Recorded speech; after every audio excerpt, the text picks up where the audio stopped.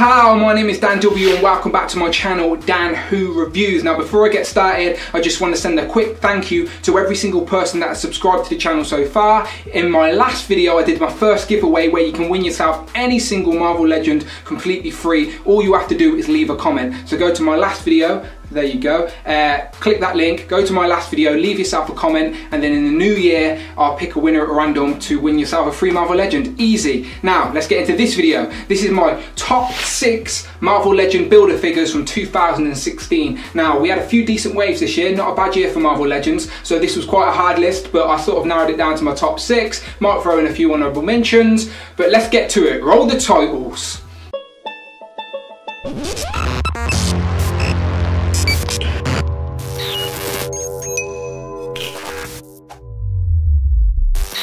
Now let's start off with an honourable mention because I really wanted to talk about this guy. It is Giant Man. Now as you know, I'm a massive fan of the MCU, so I'm really disappointed that the one MCU builder figure we got didn't make my top 6, but let me just explain myself real quickly. This guy is meant to be called Giant Man and he is only 10 inches tall. Now think about that, a normal Marvel Legend is about 6 to 7 inches tall, so this guy is only about 3 to 4 inches taller than a normal regular guy. So if anything, it's just really tall man, and really tall man is not exactly Giant Man. Have you seen the film? He is massive.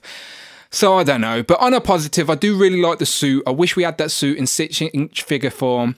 If you've seen the SH Figure Arts version, you know how good it can look.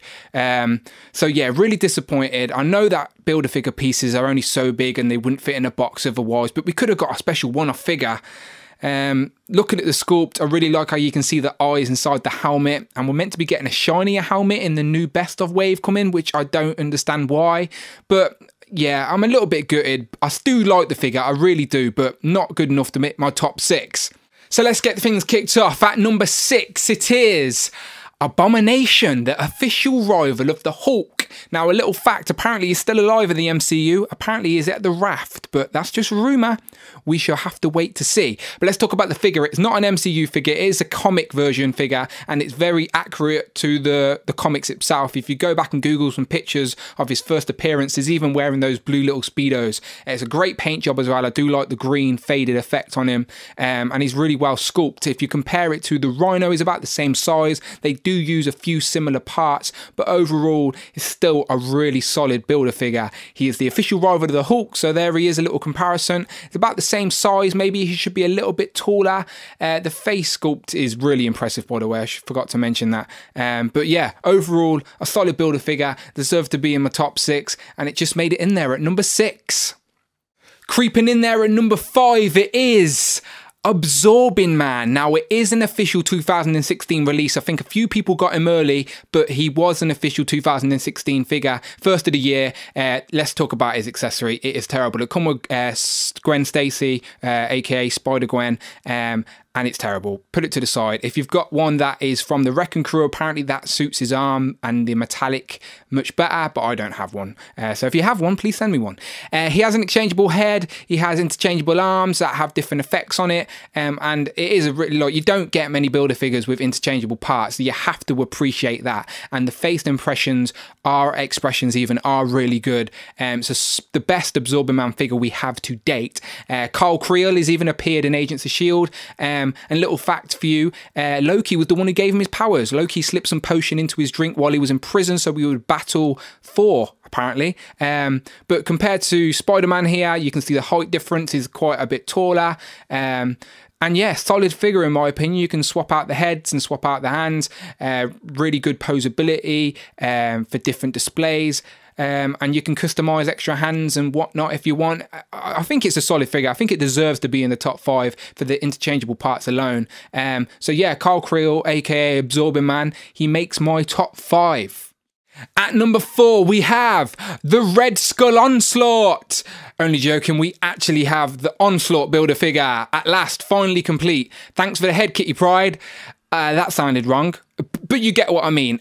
We got the head as a separate piece that come with the X-Men wave a couple of months after we originally got the Red Skull Onslaught figure back in, I think, February of this year. It's a solid figure, to be fair. It's hard to explain this character. It's sort of the subconsciousness of Professor Xavier trapped in the mind of Magneto to create this new character. It's a hard one to explain. Google it if you want, but I can talk about the figure. The figure is a solid figure. It took 7 original characters to build the red Skull Onslaught, and then we had to wait until Kitty Pryde to get the separate piece to actually build this figure. It took a while, but it's eventually here. That's the main thing, and it is a much better version than the Toy Biz one from back in the day, which is a horrible gangly thing. There's Kitty Pryde. That's a quick comparison for height. Thanks for the head, Kitty Pryde. That sounded wrong again. I do apologise. Let's move on from this figure. Let's get into our top 3 then. At number 3, we have Dormammu, who made his MCU debut this year in the Doctor Strange film in November. And for everyone asking, no, it's not Ghost Rider's dad, okay? They're not related. No relation. Dormammu's mainly in the Doctor Strange films, a very prominent Doctor Strange villain. And he come with these 2 little skull accessories. Now, I quite like these because you can sort of place them on the head of another Marvel legend, aka these chameleon bodies, and make them look like took over possessed people, maybe little goons for Dormammu if he's coming to Earth. I quite like them anyway. I've not seen many people do it, but you don't have to do any type of customizing to do that. Just pop them off and put them on my head. And here he is next to Doctor Strange. Doctor Strange, he's come to bargain with you, Dormammu. Solid figure overall. A lot of people disappointed because it come part of a box set a couple of years ago, I think, at Comic-Con. But I'm glad we now got it at retail. Really impressive builder figure. Made my top 3 of the year. Getting into the final 2 now. Now, this is probably a lot of people's number 1, but at number 2 for me, it is the Juggernaut. Now, Juggernaut come with a solid X-Men wave this year. Probably everyone's favourite builder figure, part of everyone's favourite wave, but mine is a controversial number 2. Solid figure. A lot of people are saying that they prefer the Marvel Select version, but for me, those arms are just too gangly, and yes, the textures are there, but this one just fits more into the more modern Hasbro figures. And I really like the figure. Really good size as well. If you have a look, he is a lot more chunky and thicker than Rhino, and he's quite a decent sized figure as well. And if you compare it to some other legends, it's a really solid Juggernaut figure. So the only shame for me is that his helmet isn't attached to his head, but I do really like how you can see the face inside the head. Shame we didn't get an unmasked head for Kane Marco, I believe his name is. But yeah, a really solid builder figure, part of a solid wave. There he is next to Wolverine. You can do some battle displays. Really impressive builder figure. Made my number 2. So what's number 1? So here we go, my number 1 builder figure of the year is, and no, I'm not a cheater, it's the Hulkbuster. Now, I know a lot of you are screaming at the screen right now, this was not a 2016 builder figure, but he is. He come part of the UK exclusive Best of Avengers wave, where we got a builder figure of the Hulkbuster, but it was a repaint. And if you have a look, it's the dark red is a lot more metallic-y looking, and it fits really well with the new Iron Man figure we got. I did have the other one to compare it to, but I sold it when this one come because it was so much better.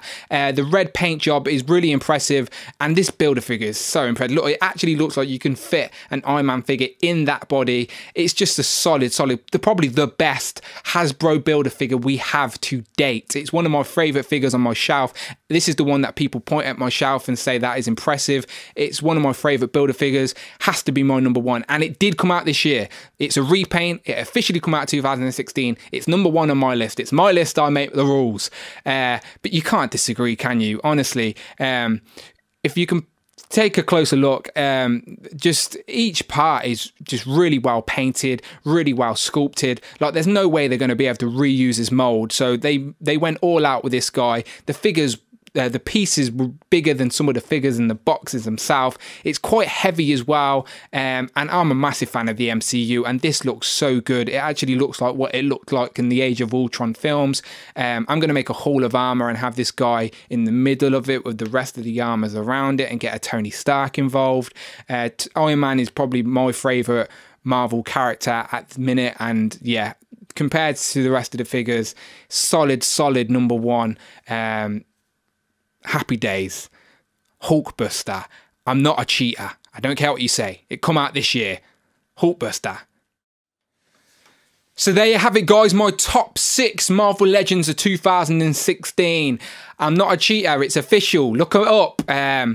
I know it's a controversial number one, but I had to include him in. I never made no lists last year, so I had to get my 2 cents in on that figure. But to be fair, it's a solid year for Marvel Legends, and I cannot wait for 2017. It's going to make me a very poor man, and I'm going to have a very angry girlfriend, but I don't mind. These figures are impressive. They look great on my shelf. So please subscribe to the channel if you're still watching, much appreciated, and check out all my other top 6 lists of 2016 before we get into reviewing for the new figures in 2017. Make sure you subscribe, leave some comments, let me know what you think of my list. What is your number one figure? Is my list right, or am I a cheater? Let me know in the comments below. Follow me on Instagram at itsdanwho. Thank you very much for watching, and I'll see you next time, pal.